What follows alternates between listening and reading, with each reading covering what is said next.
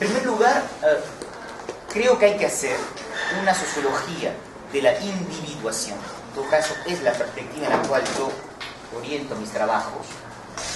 Porque como les dije hace 2 días, la sociología tiene que seguir siendo la capacidad de poner en relación cambios estructurales con experiencias personales.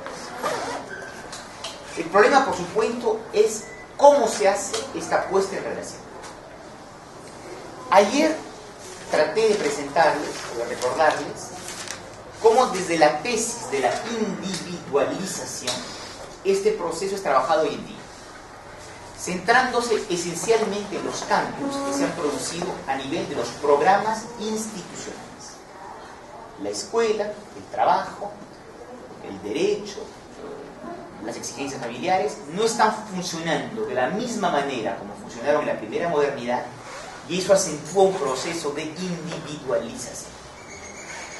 Quisiera hoy día presentar una tesis complementaria, alternativa, poco importa, una tesis paralela a la tesis de la individualización.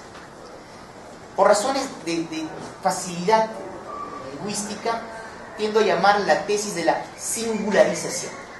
Hay un libro escrito en francés hace 3 años que se llama La sociedad singularista, que trata de explicar este proceso. La tesis de la singularización es muy simple. Es afirmar que un conjunto de fenómenos estructurales nos están produciendo cada vez más de manera altamente singularizada. Y que es porque hay esta producción estructural de singularidades que la ciencia social, la sociología, tiene que lograr singularizar sus análisis. Primera parte va a ser recordarles por qué estamos viviendo esta singularización estructural. Después diré algo sobre las principales gramáticas de este proceso. Después me centraré en lo que para mí es lo más importante, el operador analítico que utilizo, y les contaré las pesquisas, las investigaciones empíricas que se puede hacer a partir de esta vertiente. Espero tener tiempo para contarles algo de eso.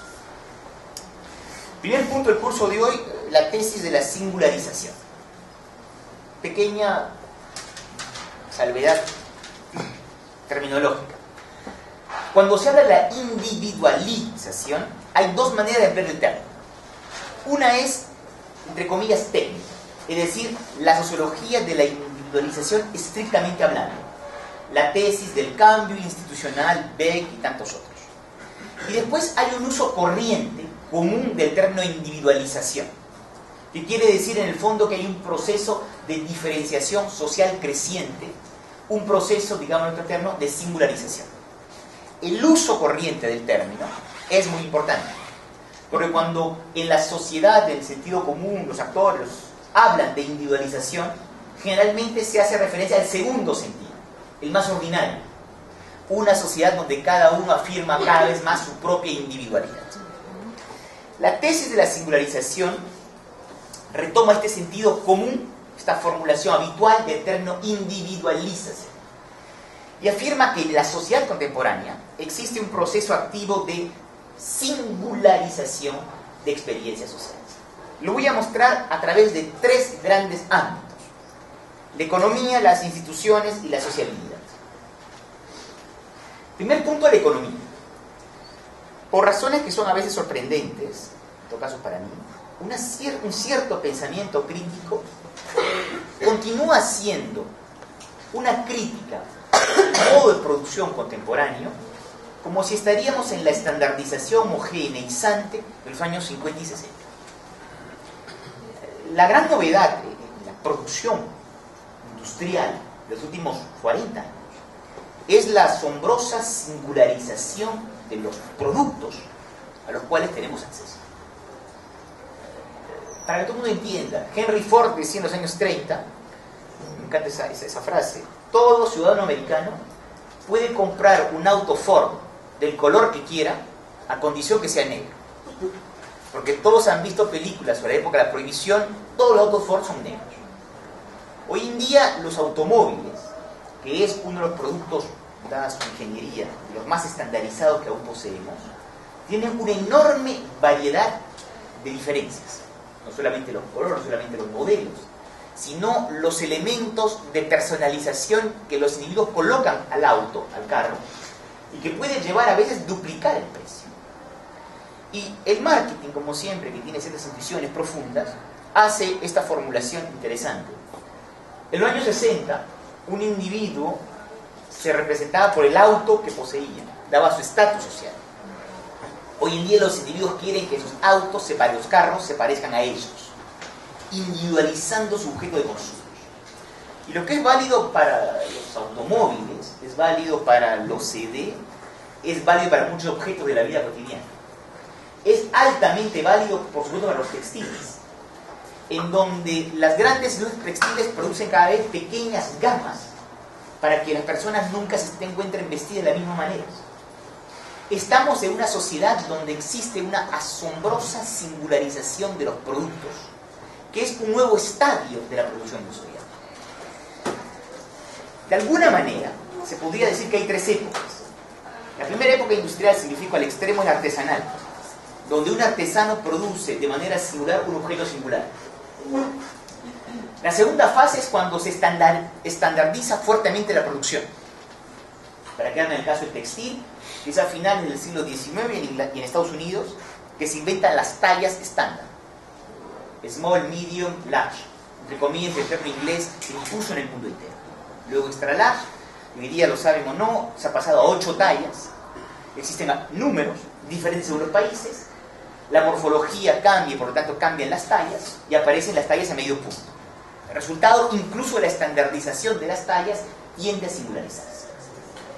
Y esto es muy importante porque el modo de producción en el cual estamos viviendo hace que estructuralmente, sin que nos demos cuenta, aparecen objetos materiales cada vez más singularizados.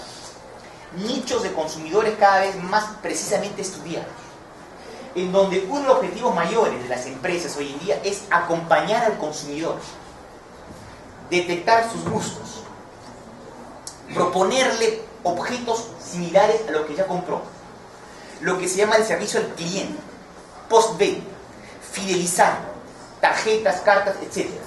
Estamos en una sociedad donde el modo de producción industrial, basado en la lógica capitalista de búsqueda de beneficios, se basa cada vez más en una asombrosa singularización de los objetos y una asombrosa singularización de los perfiles de los consumidores.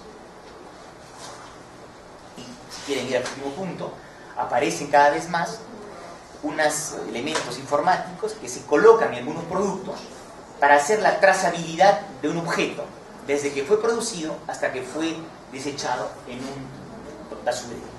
Es decir, que los objetos que no tenían, entre comillas, personalidad, empiezan, gracias a los elementos informáticos, a ser identificados desde la producción hasta su destrucción. Estamos viviendo, sin que a veces se tenga la conciencia plena de ello, una asombrosa singularización del proceso productivo y, por lo tanto, de la producción industrializada de los objetos en los cuales vivimos. Para los mayores en esta sala, era habitual estar vestido de la misma manera que otra persona. Algo que cada vez nos sucede menos. Porque los grupos industriales, en el textil, pero en otros rubros podría decirse lo mismo, tratan al contrario de multiplicar la diversidad de objetos. Es cierto, ustedes pueden decir que siempre se trata de pasta dental, pero cuando ustedes tienen varias decenas de tipos de pasta dental, además de la horrorosa tensión en el momento de la compra, aparece una sociedad donde es normal obtener una gran singularización de objetos. El primer elemento, la singularización es producida simplemente por fenómenos ordinarios. Muchas gracias, está mejor así. Segundo elemento de este proceso de singularización, las instituciones. Ayer les presenté cosas que son totalmente válidas, defendidas por la tesis de la individualización, término sociológico esta vez, que hacen de las prescripciones individualizadoras el corazón de este cambio. Las instituciones nos exigen cada vez más que produzcamos biografías personalizadas. Es una de las maneras de definir esta inflexión institucional, pero hay otra tal vez más amplia. Vivimos en sociedades, esta vez no desde el punto de vista de la institución, sino de los actores individuales, que exigen cada vez más a las instituciones un tratamiento singularizado. Es evidente en la educación, es evidente en la salud, es evidente en el trabajo social, es evidente en la justicia. El ideal de cada una de estas instituciones es lograr dar el tratamiento más personalizado posible a un individuo particular. Una pedagogía diferenciada, un trabajo de tutor individual, una evaluación que tenga en cuenta de las características de cada individuo, el punto de partida, el punto de llegada. En la medicina es en el fondo lo que le pedimos a los grandes centros de salud. Una medicina, un médico que tome el tiempo necesario para tener en cuenta nuestras características, para proponernos tratamientos personalizados. Y hoy en día la medicina que se genera, o sea, la nueva revolución médica que está delante de nosotros, es una medicina altamente individualizada, porque se apoya en los elementos genéticos perfectamente individualizados de cada uno de nosotros para producir tratamientos médicos totalmente individualizados. Y esa medicina no es una utopía. Las personas de mayor recurso en el mundo de hoy ya empiezan a tener una medicina genéticamente individualizada. El costo de esa práctica médica es asombroso y está apareciendo una nueva fuente de desigualdad entre las personas de muy altos recursos que tienen ya o empiezan a tener acceso a esta medicina genéticamente individualizada y los productos aún estandarizados de medicina que nosotros, la gran mayoría de nosotros, tenemos acceso. Entonces, en la salud también aparece esta voluntad de una medicina altamente individualizada. Y la justicia es un ejemplo muy bonito de eso. El símbolo de la justicia durante milenios fue los ojos vendados, la balanza y la espada. En función de un juicio universal que tenía muy poco en cuenta los elementos particulares, se aplicaba la misma regla para todos. Y hoy en día eso, que se ponga en cuestión el horizonte de la igualdad, es algo que nos parece una forma insuficiente de la justicia. La justicia tiene cada vez más que tener cuenta de las situaciones precisas, de los acuerdos posibles, de las condiciones en las cuales se produjo tal o cual fenómeno. Y esta justicia particularizada suscita, por supuesto, tensiones. Los adolescentes, y me encanta la fórmula porque lo dicen muy bien, es insoportable que el profesor nos trate de manera diferentes y no de manera igualitaria. Y acto seguido dice, es insoportable que el profesor nos trate a todos de manera igual y no de manera diferenciada. Los adolescentes viven en este mundo, en esta tensión entre lo estandarizado y lo singularizado. Por supuesto que todos me pueden decir que la pedagogía diferenciada es lo ideal, que la medicina se basa aún y mucho en protocolos altamente estandarizados de prácticas y actos médicos, que etcétera, etcétera. Pero lo importante es la inflexión que se produce. En la percepción ordinaria de la justicia de todos nosotros, la buena institución es la que nos trata individualmente. Y lo esencial de las críticas que ustedes hacen en la administración, escolares, pública, de salud o de justicia, es siempre que su caso particular no ha sido suficientemente comprendido y tratado. Porque lo que le estamos exigiendo como individuos a las instituciones es un trato cada vez más personalizado. La buena institución, idealmente hablando hoy día, es aquella que tiene en cuenta nuestras diferencias y que nos da respuestas personalizadas.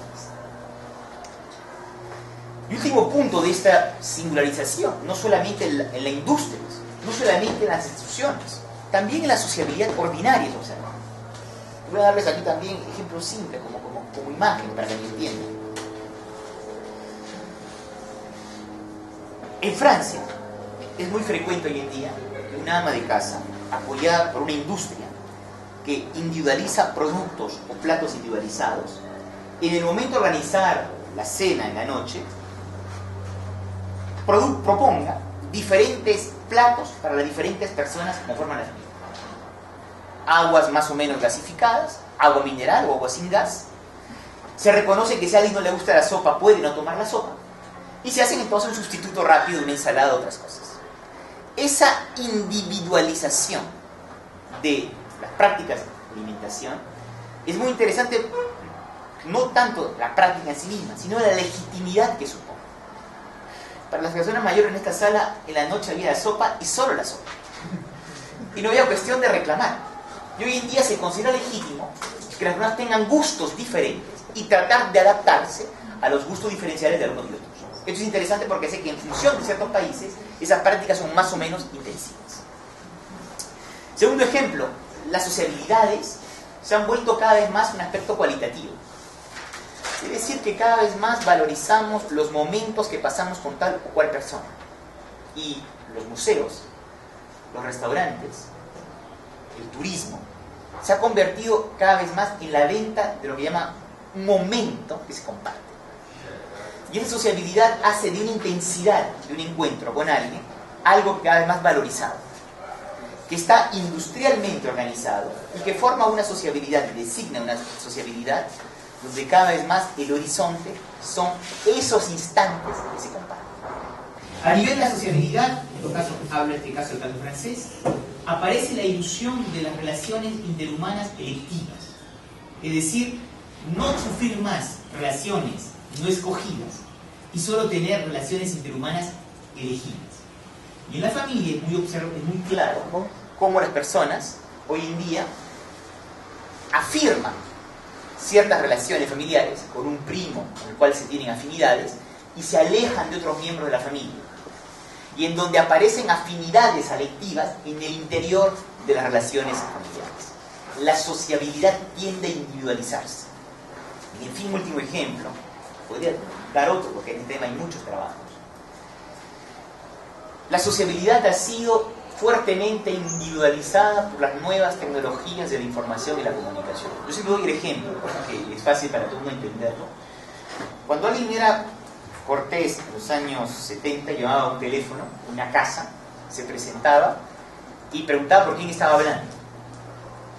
Hoy en día, cuando ustedes llaman a un celular, ustedes se dirigen a una persona en particular y la pregunta que hacen es ¿dónde estás? Esto les puede parecer muy tontos, pero la comunicación se ha individualizado fuera del espacio y muchas veces las temporalidades.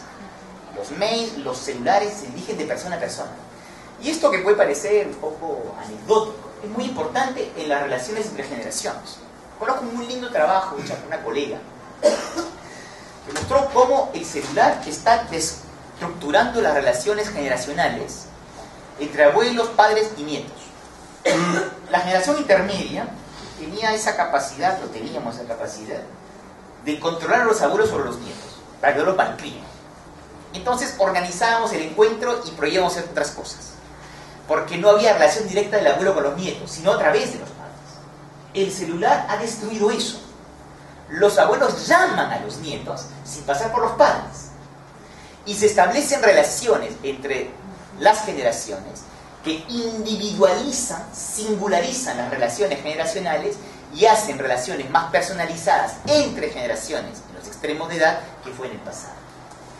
Vivimos una asombrosa singularización estructural de nuestras vidas, que sea en la industria, que sea en las instituciones, que sea en la sociabilidad, y casi sin darnos cuenta.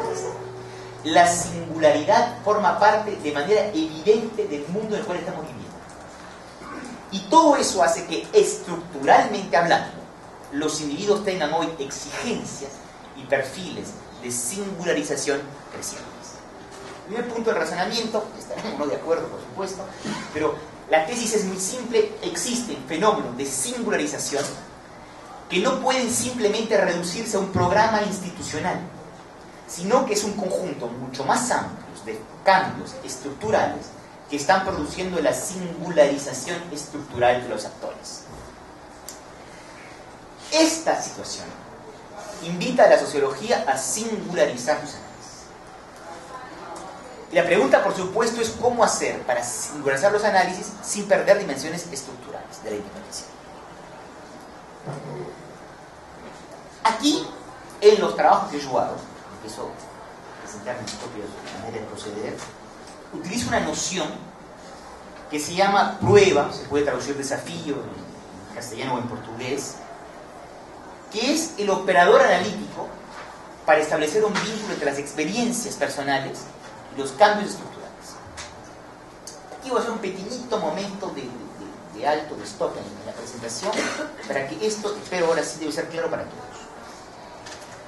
Durante mucho tiempo, en la sociología clásica o en la sociología de la individuación, en la cual inscribo mis trabajos, se partía de los grandes factores estructurales para comprender los individuos. Los individuos eran una consecuencia más o menos inmediata de las estructuras sociales. Así razonó la sociología clásica. Se partía de la sociedad, clases, sistemas sociales, y se interpretaban los individuos. Era, entre comillas, una lógica descendente, si ustedes quieren, esa extraña metáfora. La segunda vertiente, que ayer les di varios ejemplos, se interesó mucho más a las experiencias individuales propiamente dichas, ya sea a nivel de las interacciones, las microsociologías americanas de la cual hablé en segunda feria, o bien las socializaciones plurales de las cuales les dije algo ayer. Es decir, en la segunda gran vía son los individuos, sus interacciones o sus socializaciones diversas, que son el objeto principal de la mirada sociológica. En la primera vía se parte de las estructuras, estudian los individuos. En la segunda, el individuo se convierte en el fondo, en el corazón de estas sociologías, se pueden decir sociologías del individuo en el sentido estricto del término. Lo que trato de hacer es un camino menos habitual, pero que otros, por supuesto, han transitado antes, que estoy haciendo desde otros años, es partir de las experiencias individuales para comprender las estructuras sociales.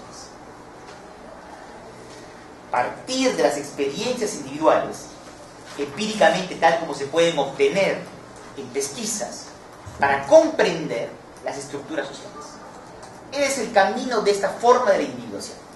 Se parten de experiencias y tratan de entender las estructuras. Insisto, es más inusual como camino de análisis, como vía heurística, es tan arbitrario como partir de la sociedad e interpretar individuos. Aquí se parte de experiencias individuales y trata de comprender las estructuras sociales. Para eso hay que encontrar un operador analítico y una forma de investigación empírica que, apoyándose en experiencias vivenciadas, permita comprender las estructuras que lo producen. Creo que me vayan lentamente entendiendo, va a ser progresivamente más claro. Si ustedes parten de las experiencias de cada uno de ustedes para comprender la sociedad en la cual viven, la cartografía de los grandes cambios estructurales que van a producir es diferente de una cartografía que parte desde una concepción de la sociedad. Si ustedes parten de la concepción de la sociedad, necesariamente, en todo caso, es como se ha hecho, uno privilegia sistemas sociales, campos instituidos, esferas de acción. En sentido técnico, uno redobla a nivel de la interpretación el organigrama, entre comillas, institucionalizado de la sociedad. Sistema económico, sistema político, sistema cultural, el campo científico, etc. La interpretación estructural, sociológica, redobla la representación organizativa de la sociedad. Y aparte de ahí, infiero consecuencias para los individuos. Si ustedes parten de las experiencias individuales, van a aparecer pruebas, desafíos estructurales, que algunas veces van a redoblar las dimensiones institucionales, pero otras veces no lo van a hacer. Lo que es importante es constatar en las experiencias de los individuos lo que los hace trabajar, lo que les resulta difícil. Y por lo tanto, desde las experiencias vividas se comprenden las estructuras. Y la traducción de esta tensión, experiencia, estructuras, se hace, lo hago, por la noción de pruebas o desafíos estruturales. Só fazer uma pergunta antes que você avance. Assim, se essa lógica, dentro dessa lógica, se é possível, por exemplo, você investigar algo que ainda, no tempo, pegando a linha do tempo, que ainda não estava dentro dessa lógica, num tempo em que ainda se partia das estruturas para o indivíduo, se hoje é possível você, num tempo em que a lógica era outra, você analisar a partir do indivíduo, se isso é possível, se isso só pode se dar nesse momento depois que isso se... Bonita pregunta. Yo creo que sí se puede, pero en todo caso, el partir de la experiencia para, entre comillas, subir a las estructuras fue una vía poco practicada. Pero por supuesto que a través de un estudio de sociología histórica se podría hacer exactamente lo mismo. y describir cuáles eran las pruebas de la individuación en la sociedad brasilera en la segunda mitad del siglo XIX. Y utilizando estudios etnográficos, históricos, literarios, estoy convencido que se puede hacer. En todo caso, son dos vías distintas. Se trata siempre de estudiar la manera como estructuralmente son fabricados los individuos. Salvo que en la perspectiva más o menos clásica, entre comillas, se partía de la sociedad para llegar a los individuos, y aquí se parten las experiencias vivenciadas por los individuos para comprender las estructuras. Entonces la pregunta es, ¿cómo se hace esto? Hoje analisando uma coisa dos anos 50, por exemplo. Se podría hacer. Yo lo hago hoy para analizar la sociedad de hoy en día. Entonces hago trabajos de campo en donde lo esencial del material que produzco es cualitativo. Y no haya ningún problema de ninguna malinterpretación. Se puede hacer de las estadísticas, se puede hacer de estudios etnográficos, se puede hacer de muchos soportes metodológicos.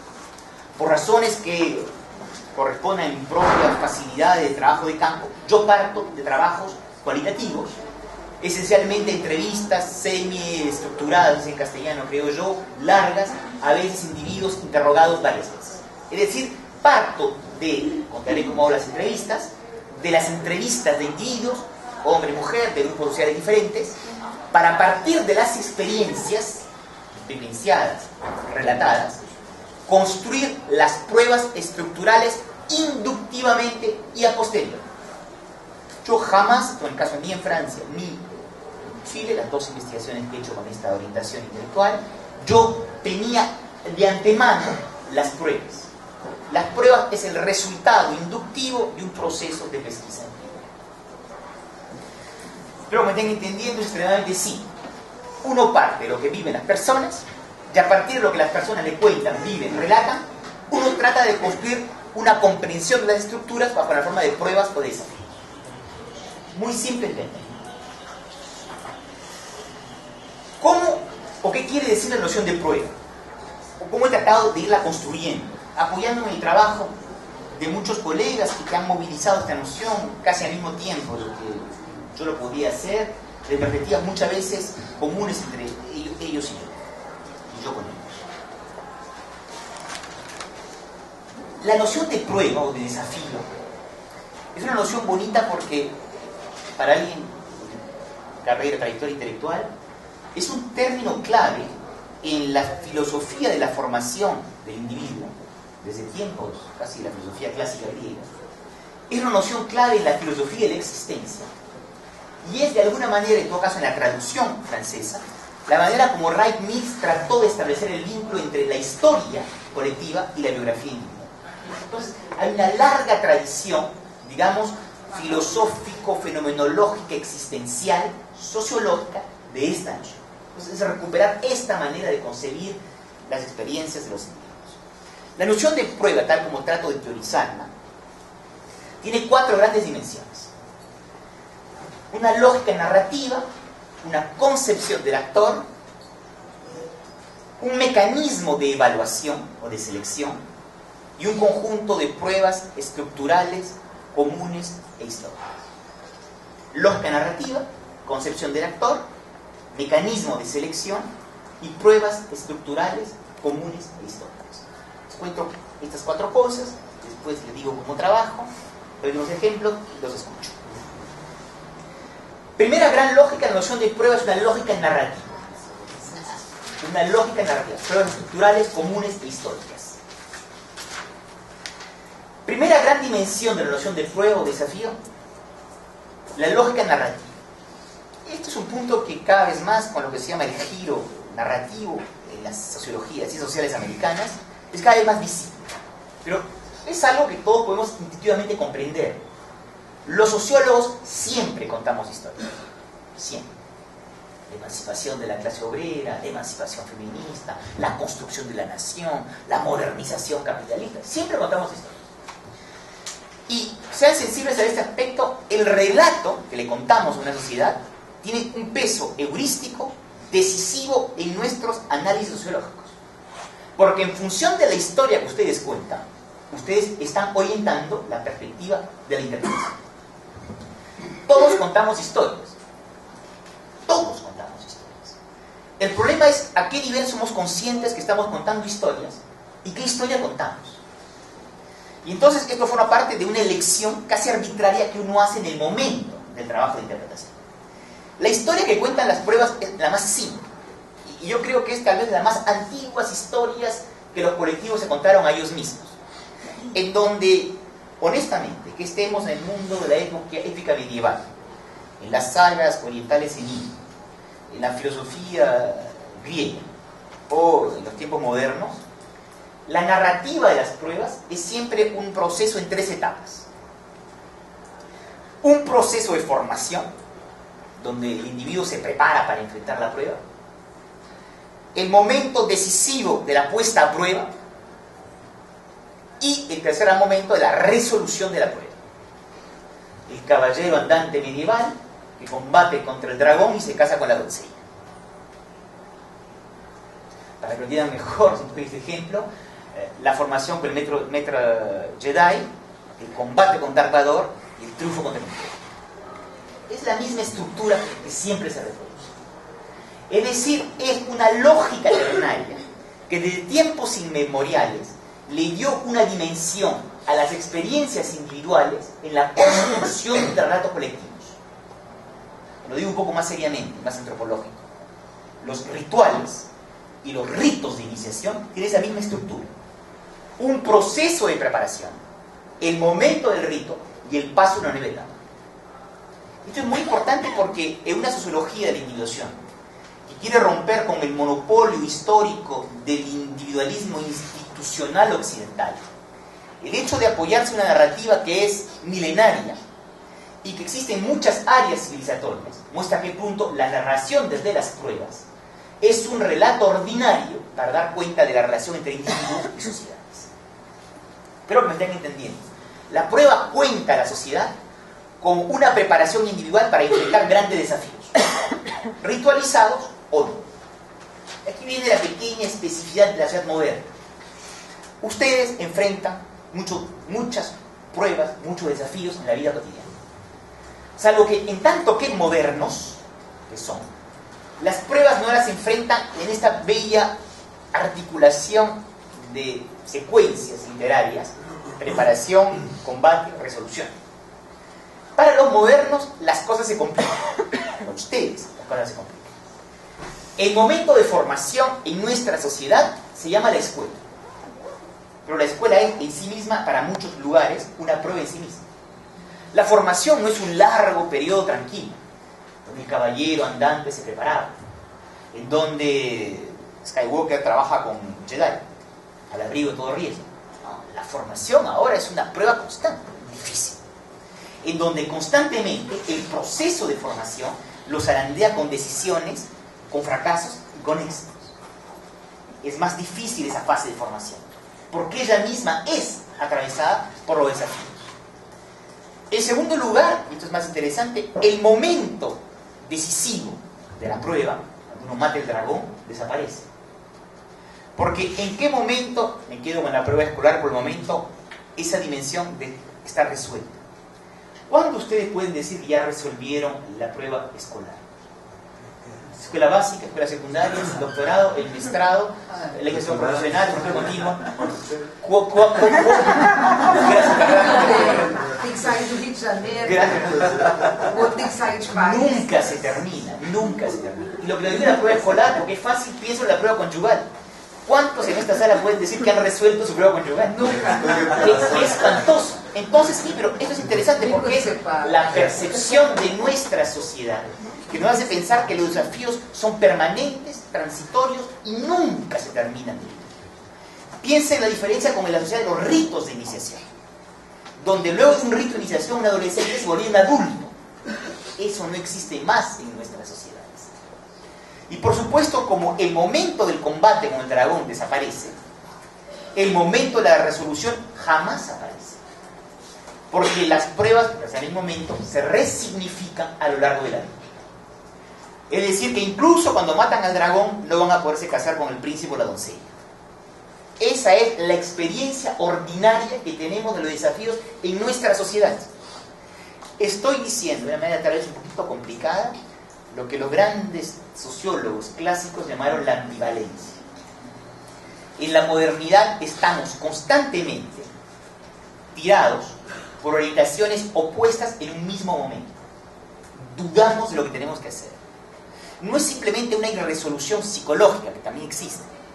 Es que no sabemos lo que tenemos que hacer porque queremos dos cosas contrarias en el mismo momento. Estamos asaltados por un sentimiento de ansiógeno particular. Y esa ambivalencia es que el primer nivel de las pruebas permite darle cierta inteligencia a lo que estamos viviendo. Enfrentamos muchas pruebas que vivimos constantemente como desafíos estructurales que hay que vivir en la sociedad. La gente hace relatos ordinarios de las luchas. Había una lucha cotidiana que hay que ir venciendo desafíos. La gente lo cuenta de esa manera. Esa narrativa es ordinaria, con un profundo sentimiento de ambivalencia. Lo que se gana de un lado, se pierde del otro. Y yo creo, por ejemplo, que en este proceso, los romances modernos, pero sobre todo las teleseries americanas de los últimos 20 años, que han reinventado la televisión, tienen un rol narrativo muy grande. Porque dentro de los periodos, 3, 4, 5 periodos de una serie televisiva americana, existen continuidades y existen dilemas. Y la vida se vive de alguna manera, de forma ordinaria, bajo el espectro de este giro narrativo. La vida es una serie ininterrumpida de desafíos que tiene respuestas parciales y en donde la vida se vive en un tráfago de ambivalencias permanentes. Para todo el mundo entiende esto de la ambivalencia, que es un concepto clave en la sociología, desde Simmel hasta Bauman y tantos otros. La ambigüedad es cuando una proposición no es clara. Y yo salgo de la ambigüedad cuando esclarezco los términos. La ambivalencia es cuando en una misma y sola situación yo tengo orientaciones contrarias. Yo tengo, me parece, una ambigüedad con tal chico, con tal menino, tal menina, esclarezco la situación y por suerte o por desgracia no había ninguna ambigüedad afectiva. Había interpretado mal los signos. La ambivalencia es cuando en un solo y mismo momento a la vez quiero y odio a la misma persona. Esa es la ambivalencia. Es decir, el sentimiento en la modernidad que frente a los desafíos tenemos orientaciones culturales diversas. Ayer alguien me hizo la pregunta sobre el fracaso de las trayectorias escolares de chicos de origen popular. Muchos alumnos de origen popular tienen ambivalencias entre la escuela, porque a la vez quieren tener éxito académico. Y ese éxito académico se traduce muchas veces en un alejamiento de sus padres o sus camaradas de clase. Eso hace que en el mundo moderno la ambivalencia marca a esta lógica narrativa de las pruebas. Pero primero, en niveles muy simples, los individuos viven cada vez más sus vidas en la modernidad como un conjunto ininterrumpido de desafíos ordinarios. Nadie expresó mejor esto que James Joyce en el libro que se llama Ulises. Ulises es una romance difícil porque está construido en analogía narrativa con la Odisea de Homero. 24 capítulos en Homero, 24 horas en el personaje de la novela de Joyce, el romance de Joyce, que es Leopoldo Bloom. Y es una descripción desde las pruebas de la vida cotidiana de un individuo ordinario. Toda la vida, 24 horas de la vida de Leopoldo Bloom, el personaje de Joyce, es un conjunto de micros desafíos que lo asaltan durante su vida cotidiana. No son más las grandes aventuras épicas de Ulises en Homero, son los pequeños tráfagos cotidianos de una existencia moderna. Esa es, me parece, narrativamente, la manera como muchos de nosotros enmarcamos nuestras existencias actuales. Segunda dimensión de la prueba supone una concepción del actor. Esta concepción del actor, que moviliza la noción de prueba, no es, me parece, en tu caso, en trabajos que intento hacer, la noción del actor de la praxis, del marxismo, que fabrica el mundo. No es el actor del interaccionismo simbólico que co-construye el sentido de las situaciones. No es tampoco necesariamente el actor del pragmatismo que resuelve situaciones. Es en verdad un individuo que está obligado estructuralmente a enfrentar las pruebas. En el sentido sartriano, está condenado a enfrentar las pruebas. Por supuesto, ustedes pueden decidir no enfrentarlas, pero eso es una manera de decidir enfrentarlas. Yo puedo decidir no enfrentar la prueba escolar, la prueba conyugal, la prueba espacial, etcétera, etcétera, que será un momento. Pero el actor se encuentra en las sociedades modernas cada vez más obligado estructuralmente a participar en la vida social. Se los dije hace unos días muy rápidamente, preciso mejor ahora. En la lectura marxista, weberiana, Foucaultiana, la sociedad es una máquina a formatear pruebas estructurales. Una sociedad fabrica. Y las sociedades modernas nos obligan a movilizarnos. Trabajador libre condenado a vender su fuerza de trabajo. Adolescentes condenados a tener que ir a adquirir conocimientos en la escuela. Individuos que, etcétera, etcétera. La movilización coercionada es uno de los grandes rasgos de la modernidad. El retraimiento o el salirse del juego es la principal desviación contemporánea. Y todo está hecho en esta sociedad para que no podamos salirnos del juego, para que estemos obligados de jugar. Ustedes tienen todo celular, tarjeta de crédito y otras cosas. Hoy en día vivir sin tarjeta de crédito o sin dirección email es cada vez más difícil. Sin que nos demos cuenta, la sociedad nos obliga a entrar a mecanismos de participación informática cada vez más fuertes. La movilización coercionada, y en este punto Foucault tiene profundamente razón, es uno de los grandes rasgos de las sociedades modernas. No siempre fue así, sí, no siempre fue así, aunque les parezca raro. Lo digo desde el punto de vista masculino. Es en los tiempos modernos que los hombres tuvieron que pagar el impuesto de sangre. Es la Revolución Francesa que, frente a la invasión que Francia vivía desde los otros regímenes monárquicos, inventó en una noche loca de comienzo del año 1790 la movilización obligatoria de todos los hombres franceses capaces de portar las armas. Hasta ese momento las guerras eran hechas por ejércitos mercenarios menores. Desde la Revolución Francesa hasta el mundo de hoy, los hombres tuvieron que pagar el impuesto de sangre a sus estados. Y se impuso por el servicio militar obligatorio, por la movilización generalizada para salvar la patria, es decir, la revolución, es decir, el espíritu universal en Valmy, la obligación o coercionada de tener que llevar las armas para salvar la revolución. Eso es la Revolución Francesa. La modernidad es un proceso absoluto de movilización coercionada de los actores. Es el mundo del trabajo, donde cada vez más se trata de que todos los actores sociales participen en el trabajo. Al primer siglo eran algunos hombres de clases populares, luego se integró las clases medias, y después a las mujeres, y después a los adolescentes. Esa expansión continua del trabajo es un rasgo mayor de la sociedad. El actor que se trata de escribir las pruebas es un actor que está condenado, dada la manera como trabaja la sociedad moderna, a participar a un conjunto de pruebas de la sociedad. Nuestras sociedades son sociedades de movilización estructural constante. Y constantemente nos están movilizando de manera coercionada. Insisto, mucho más que en otras sociedades, en otros periodos históricos. Se los dije hace unos días, cuando se hace la Revolución Francesa, la gente trabajaba mucho menos, recuérdense. ¿Cuántos días feriados había antes de la Revolución Francesa? Portugal, 246. No, 180 días. O sea, la mitad de los días del calendario eran días feriados, donde no se trabajaba, a causa de festividades, carnaval y otras cosas. Y la Revolución Francesa, el espíritu capitalista, introduce este asombroso calendario donde cada vez se trabaja más personas, más tiempo. Eso es la coercición de las sociedades modernas. Esta concepción del actor quiere decir algo muy particular, que tiene relaciones directas con la pesquisa empírica. Es partiendo de las experiencias individuales, de lo que siente el actor, de las vivencias, experiencias en el sentido de lo que me marca, del patos, dirían algunos, que se va a comenzar, o que trato yo, inductivamente de construir las pruebas.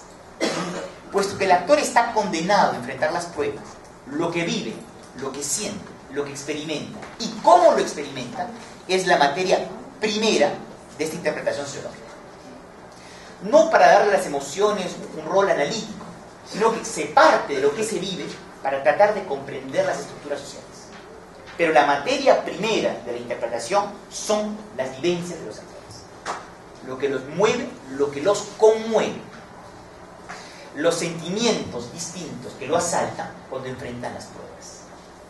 Eso se convierte en algo que en el trabajo de investigación, en las entrevistas, es muy importante lograr estudiar.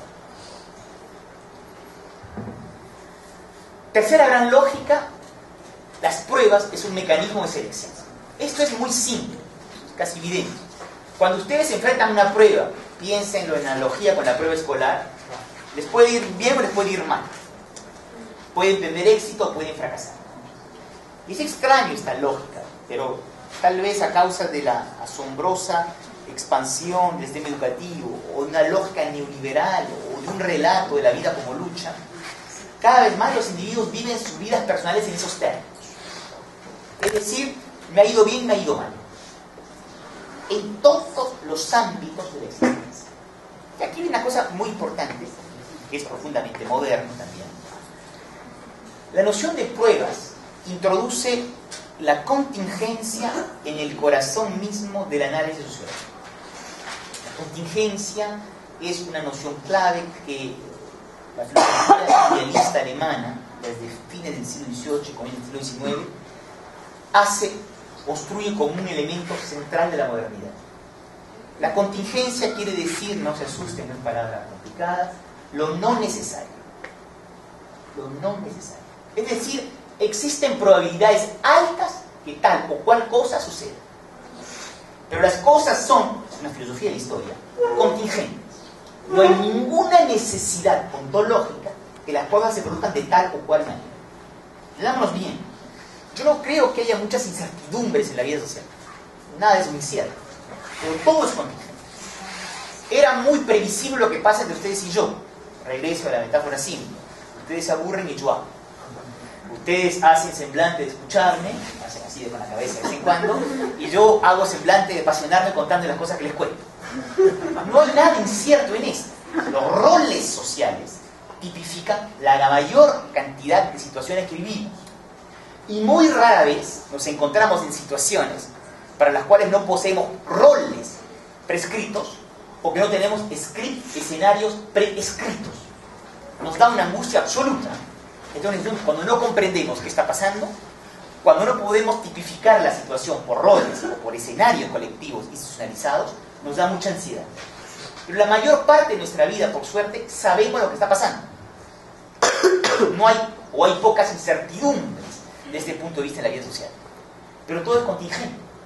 Podría haber hecho una crisis de epilepsia, podría haber ido un atentado, podría haber tantas cosas que hacen que esta aula no haya tenido lugar. Las pruebas es esto. El resultado de la prueba siempre es contingente. No hay ninguna necesidad que las cosas se den como se dan. Por supuesto, si yo soy un tipo con gran capital económico, mis chances de vivir en la pobreza extrema son ínfimas. Pero hay que reconocer que algunas personas tienen ese asombroso talento de ganar fortunas y acabar pobres. Gran talento sociológico. Y que en la sociedad existen personas que conocen ciertas formas de movilidad. En todo caso, nada es necesario. Todo es contingente. Incluso cuando una familia de clase media alta, con alto capital cultural, reproduce estructuralmente la situación de clase por la escuela, ha habido un trabajo. Y en ese trabajo familiar pueden haber fracasos. Se dice menos de lo que es. Muchos hijos de universitarios conocen fracasos académicos. Porque los padres, ejecutivos universitarios, valorizan demasiado su carrera. No invierten suficiente tiempo en el acompañamiento de sus hijos. Y se encuentran muchos de ellos en ciertas dificultades académicas. Las cosas son contingentes. Es decir, que cualquiera que sea la desigualdad estructural entre clases, frente a la prueba, el resultado es siempre contingente. Ojo, eso no quiere decir que todo está abierto, que la sociedad no tiene previsibilidades. Pero quiere decir que a nivel de las experiencias individuales, que es lo que me interesa, mi horizonte de clase me da elementos para salir airoso de la prueba, no me da ninguna garantía. No me da ninguna garantía. Eso es que la contingencia se está convirtiendo en un horizonte, yo diría, espontáneo de comprensión del cambio social. Ojo con este punto. Eso no invalida en nada los condicionamientos de clase, ni el cálculo de probabilidades, ni los diferenciales de previsibilidad. pero introduce en la concepción que el actor se hace el sentimiento de tráfago a través del cual va o no salir airoso de las pruebas. Estadísticamente, insisto, las cosas no cambian. La reproducción social de clases sigue siendo muy fuerte en muchos sectores de la sociedad. Pero desde el punto de vista individual, el proceso es cada vez más atormentado, cada vez más difícil. Hay que hacer la carrera escolar. Cierto, en la carrera de 100 metros algunos tienen 80 metros de avance con respecto a los otros, pero todos tienen que hacer la carrera. Y la contingencia se convierte en un horizonte ordinario de la percepción de los desafíos de cada uno de nosotros. Danilo, ¿y qué diferencia habría entre lo que plantea Bourdieu, entre las probabilidades y el azar, que él plantea en esa construcción? Lo de Bourdieu, perdón, es nota a pie de página de la filosofía moderna de la contingencia. Estamos en el mundo que Hegel hacia adelante. Salvo que Bourdieu, en su análisis, una vez que dice eso, insiste en las probabilidades y en el venir de clase, en donde el actor individual es hacia la ecuación, chances objetivos, esperanzas subjetivas. Y toda la sociología de Bourdieu, en tanto moderno, se inscribe en la contingencia, en tanto sociólogo niega esa contingencia.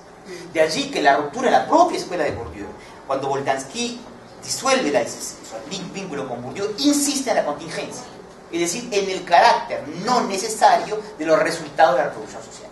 Entonces, todos somos modernos, todos participamos del ideal de la contingencia. Pero existen sociologías que insisten en el peso de los condicionamientos y que a pesar de conocer probabilidades lo eliminan en el momento de la interpretación, y sociologías por el contrario que le dan a la contingencia un peso mucho mayor. Y lo que les cuento desde el punto de vista de los individuos está en el corazón de la teoría de los sistemas que Niklas Luhmann ha desarrollado, donde la contingencia en la articulación de los sistemas hace que nunca se puede saber cuál es el resultado de la integración problemática de los sistemas sociales. Entonces, aquí hay una filosofía común y acentuaciones metodológicas que son muy diferentes. Segundo elemento, siempre es la selección.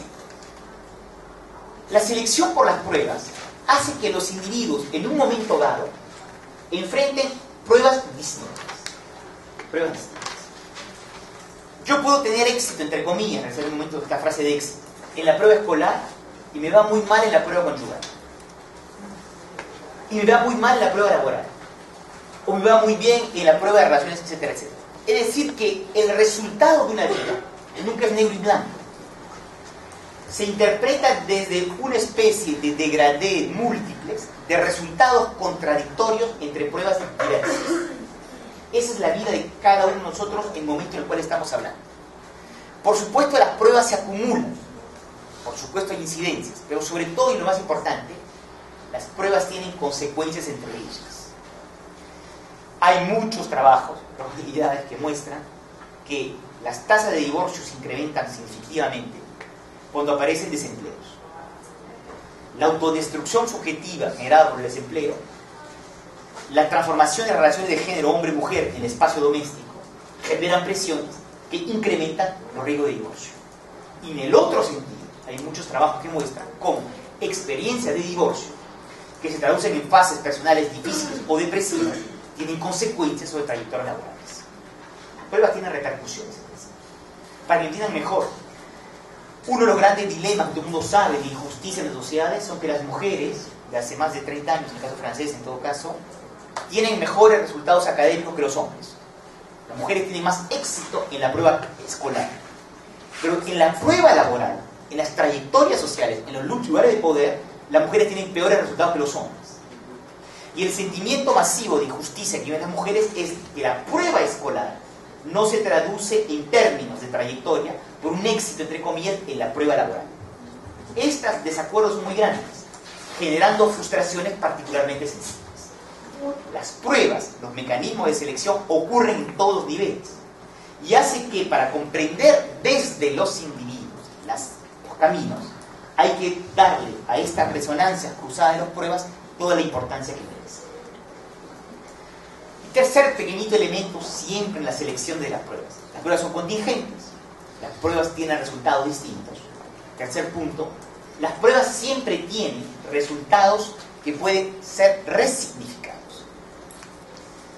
Esto es muy importante. La prueba no es el éxito o el fracaso de una prueba, es fruto del trabajo del actor.